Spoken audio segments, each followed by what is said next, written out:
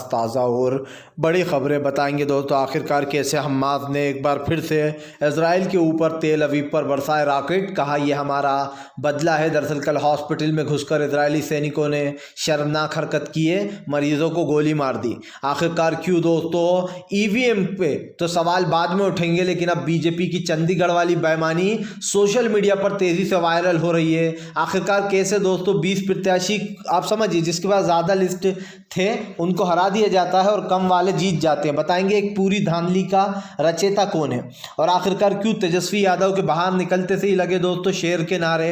तेजस्वी यादव के साथ पीआरएफ के जवानों ने खिंचवाई फोटो, ये देखकर तो बीजेपी के भी होश उड़ जाएंगे, तेजस्वी के लिए भी उमड़ा जन सैलाब। आखिरकार क्यों दोस्तों राहुल गांधी ने उड़ा दिया नीतीश का मजाक, और क्यों राहुल गांधी का ये वीडियो अब सोशल मीडिया पर हो गया वायरल। तमाम खबरों पर बात, सच्ची खबरों पर बात। लेकिन उससे पहले अगर आपने अब तक हमारे चैनल को सब्सक्राइब नहीं किया तो सब्सक्राइब कीजिए और सपोर्ट कीजिए। और दोस्तों हम रोज़ सुबह वीडियो अपलोड करते हैं, शाम को दोपहर में भी करते हैं, 2 के बाद 2:30 तक। कम से कम रोज़ आप वीडियो देखें ताकि सच्ची खबरें आप तक पहुंच पाएँ। आपको बता दें चले दोस्तों, फ़िलहाल हमास इजराइल की लड़ाई के बीच में हो गया बड़ा खेल। जी हाँ, इजराइल ने दोस्तों हॉस्पिटल में घुसकर, आपको बताते चले, मरीज़ों को मारा। जब पूरी दुनिया थूकने लगी इजराइल के ऊपर कि मरीज़ों को क्यों मार दिया, तो इजराइल ने यह बहाना ले लिया कि वह हमास के लड़ाके थे। दरअसल आपको बताते चले कल 3 लोगों को हॉस्पिटल में इजराइल ने मार दिया, जिसके बाद हमास ने एक के बाद एक रॉकेट बरसाए। हमास ने ये रॉकेट ताबड़तोड़ बरसाए तेल अवीव पर, जिसके बाद हमास ने कहा कि हम जब चाहें जब रॉकेट बरसा सकते हैं। और यही कारण है जो हमास ने बदला ले लिया दोस्तों उसी 12 घंटे के अंदर अंदर। आपको बता दें चले दोस्तों, लोकतंत्र की हत्या, पूरा देश सदमे में। पूरा देश सोच रहा है दोस्तों कि जब इस तरीके से भाजपा एक छोटे से चंडीगढ़ मेयर चुनाव में धांधली कर सकती है, तो वो लोकसभा के चुनाव में क्या ही करेगी जीतने के लिए। वो तो ईवीएम में भी गड़बड़ी करेगी, तमाम चीज़ों में गड़बड़ी करती होगी दोस्तों। आप समझिए जब सामने ही वो चोरी कर रहे हैं तो फिर पीठ पीछे की तो कोई बात ही छोड़ देते। दरअसल दोस्तों सीधी सी बात यह है कि चंडीगढ़ मेयर चुनाव में आम आदमी पार्टी के कैंडिडेट का जीतना तय था, क्योंकि आपको बताते चले आम आदमी पार्टी के पास 20 सीटें थी और बीजेपी के पास महज 16 सीटें थी। वो भी किरण खेर को मिला के 16 हुई थी, क्योंकि एक उनका वो भी डाल सकता है वोट सांसद। ऐसे में दोस्तों आप समझिए कल लोकतंत्र की हत्या की गई। बाकायदा जो दोस्तों वहाँ पर प्रेजेंटिंग अफसर थे दोस्तों, उन्होंने क्या करा कि भैया जो 8 वोट थे वो 8 वोटों को जो है यहाँ पर इनवैलिड कर दिया, यानी कि जो कांग्रेस के पूरा 8 वोट थे उसको तो इनवैलिड कर दिया। और कहा गया कि भैया देखो ये वोट तो जो है गलत है। लेकिन जो महाशय जो बैठे हुए थे अफसर वहाँ पर, वो ये भूल गए थे कि सामने कैमरा लगा हुआ और उनकी हरकतें कैमरे में कैद हो रही हैं। बाकायदा उन्होंने पेन से मार्क लगाए और उन टिकटों को अलग रखते गए, और अचानक से एकदम ज़रा भी वेट नहीं कर। कल एक नई चीज़ और हुई, उन्होंने किसी को भी मीडिया को अंदर नहीं आने दिया, ना ही किसी कैंडिडेट को पास रहने दिया, ना किसी को ये बताया कि हम इसको इनवैलिड क्यों बता रहे हैं 8 के 8 वोटों को। और बाकायदा वहाँ से जब झड़प शुरू हो गई वहाँ पे लोगों की, तो जल्दी से उन्होंने वो 8 जो कहा था कि ये 8 इनवैलिड है, वोट सही से नहीं डले, उनको लेकर वो भाग गए। अब दोस्तों चोर की दाढ़ी में तिनका, आप वोट लेकर भाग गए बिना दिखाए कि हमने क्यों इसको इनवैलिड किया है। तब आप समझ सकते हैं दोस्तों कि ईवीएम तो हम लोग कह रहे हैं कि ईवीएम को बैन करो, लेकिन दोस्तों ये लोग तो आप समझिए ये लोग तो इसमें ही घोटाले कर रहे हैं, बैलेट पेपर में ही।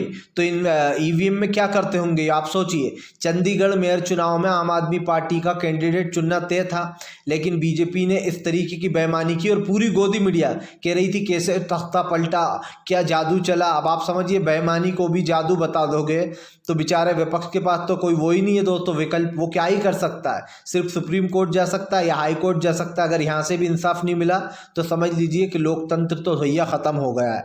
आपको बता दे चले दोस्तों, फिलहाल भारतीय जनता पार्टी को लगा बड़ा झटका। जी हाँ, आपको बताते चले दोस्तों, दरअसल आपको बताते चले अरविंद केजरीवाल ने बीजेपी के खिलाफ खोला मोर्चा। केजरीवाल बोले कल लोकतंत्र की लूट हुई है, कल लोकतंत्र को शर्मसार किया है बीजेपी ने। दरअसल आपको बताते चले दोस्तों, चंडीगढ़ मेयर चुनाव में खुलेआम धांधली होने के बाद अरविंद केजरीवाल ने बीजेपी पर लगाया आरोप। केजरीवाल बोले जब ये लोग ईवीएम पर ये लोग विपक्ष सवाल उठाता है, उन्होंने कहा ईवीएम की बात तो दूरी है। ईवीएम में तो ये घोटाले करते ही होंगे, लेकिन चुनाव जीतने के लिए ये क्या क्या घोटाले करते होंगे ये कल पता चल गया। जब एक छोटे से चंडीगढ़ के चुनाव में जीत मेयर की उसकी होना थी आम आदमी पार्टी की, लेकिन दोस्तों जिता दिया गया जाता है बीजेपी के कैंडिडेट को, ये कहकर कि ये 8 लोगों ने वोट गलत डाला, उन्हें वोट डालना ही नहीं आता। मतलब दोस्तों ये तो हैरानगी की बात है कि आम आदमी पार्टी के लोगों को वोट डालना आता है, बीजेपी के लोगों को वोट डालना आता है, लेकिन कांग्रेस के जो 8 लोग थे उन्हें वोट डालना ही नहीं आता। इतनी धांधली और इतना झूठ बोलना तो बीजेपी जानती है भैया। यही नहीं, इस वोट के ऊपर इसलिए भी हंगामा मच गया दोस्तों कि बीजेपी ने जिस तरीके से झूठ फैलाया और जिस तरीके कैमरे में उस अधिकारी की हरकतें कैद हो गई। आज हालांकि हम आपको बता दें इस पर सुनवाई है, वीडियोग्राफी होनी है इसकी, और आज जो है चंडीगढ़ और ख़ास करके पंजाब हाई कोर्ट में इसका फैसला होगा। लेकिन दोस्तों अगर ये मेयर चुनाव बीजेपी से नहीं छीना गया तो मैं मान लूँगा दोस्तों कि लोकतंत्र अब नहीं है, क्योंकि अगर सरेआम चोरियाँ हो रही हैं वोटों की और वो वोट बताया भी नहीं जा रहा कि भैया आपने इनवैलिड क्यों प्रूव किया उसको, जबकि दोस्तों अगर कोई भी वोट इनवैलिड किया जाता है तो बताया जाता है उसके कैंडिडेट को कि देखो हम इसलिए इसे इनवैलिड कर रहा है। और पूरा 8 वोट, आज तक के इतिहास में कभी ऐसा हुआ ही नहीं कि 8 वोटों को इनवैलिड कर दिया जाए। ये तो वही बात हो गई भैया कि इंडिया के पास 400 रन है लेकिन जिता दिया गया 300 वाली ऑस्ट्रेलिया को, ये कहकर के ऑस्ट्रेलिया के ने अच्छे से खेला इसलिए हम उसे जिता रहा है। अब आप समझ लीजिए अगर ऐसा होगा तो देश में क्या होगा दोस्तों। और अभी तो लोकसभा चुनाव सर पर है, अगर लोकसभा में बीजेपी ने यही किया तो फिर तो विपक्ष कुछ भी कर ले बेचारा, उसका जीतना तो नामुमकिन है, क्योंकि सत्ता इनके पास है। इन्होंने चुनाव आयोग में अपने अफसर बिठा रखे हैं, ईवीएम में अपने अफसर घुसेड़ दिए हैं, जिसके ऊपर अभी मैं आगे बात करूंगा कि ईवीएम पर क्या खुलासा हुआ है। आपको बता दें चले दोस्तों, फिलहाल हमास इजराइल की जंग के बीच में हूतीस का फिर से ज़ोरदार हमला, हूतीस ने शिपों को ज़ोरदार तरीके से घेरा। आपको बता दें चले दोस्तों, हूतीस ने फिर से एक बार शिप पर हमला कर दिया। आपको बता दें चले अमेरिका और हूतीस के बीच की जंग लगातार एक रौद्र रूप लेती हुई नजर आ रही है, जहां एक तरफ हूतीस पीछे हटना नहीं चाहते तो वहीं दूसरी तरफ दोस्तों इजराइल पूरी तरीके से परेशान हो चुका है, क्योंकि जाहिर सी बात है दोस्तों इजराइल और हमास की इस जंग के बीच में आज पूरी तरीके से मामला बदल चुका है। लेकिन एक चीज़ तो साफ दिखाई दे रही है दोस्तों कि फ़िलहाल हूतीस के आगे टिक नहीं पा रहा है ना अमेरिका ना इजराइल। हूतीस से बदला लेना सिर्फ एक सपना रह जाएगा अमेरिका का, क्योंकि हूतीस दोस्तों इस वक्त अमेरिका और इजराइल दोनों पर भारी हैं। और ये सबसे बड़ा रीज़न ये है कि फ़िलहाल हूतीस ने साफ कहा है गज़ा के मासूम लोगों के साथ वो खड़ा हुआ है। आपको बता दें चले दोस्तों, गज़ा में हुए बद से बदतर हालात, मानव अधिकारों की उड़ी धज्जियाँ। कल दोस्तों आपको बता दें चले 3-3 लोगों को मार दिया जाता है हॉस्पिटल में घुसकर, जब इजराइल के ऊपर पूरी दुनिया थूकती है और सवाल पूछती है कि मरीजों को क्यों मार दिया, तो आप समझिए इजरायली सेना कहती है कि वो हमास के लड़ाके थे इसलिए हमने उन्हें मार दिया। दोस्तों जाहिर सी बात है, इन्हें कैसे पता चला कि वो हमास के लड़ाके थे, कैसे उन लोगों को जो है यहाँ पर दोस्तों मार दिया जाता है। और जिन 3 लोगों को दोस्तों मारा गया है, हमास ने साफ कहा था कि बख्शा नहीं जाएगा, इसका बदला लिया जाएगा। हमास ने दोस्तों कल फिर से एक बार रॉकेटों की बौछार कर दी। और आपको बता दें चले इजराइल के तेल अवीव पर ज़ोरदार तरीके से ये अटैक किया गया है।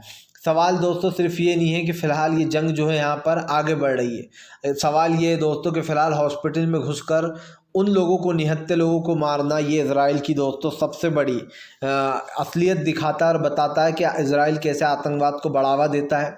सच्चाई तो ये है कि दोस्तों इजराइल जो है वो एक आतंकवादी देश की तरह काम कर रहा है और मासूम लोगों को भी वो मार रहा है। आपको बता दें चले दोस्तों, राहुल गांधी का नीतीश कुमार पर चुटकुला लेना सोशल मीडिया पर हो गया वायरल। राहुल को लोग कर रहा है जमकर तारीफ। दरअसल दोस्तों कल राहुल गांधी नीतीश के ऊपर जमकर बरसे।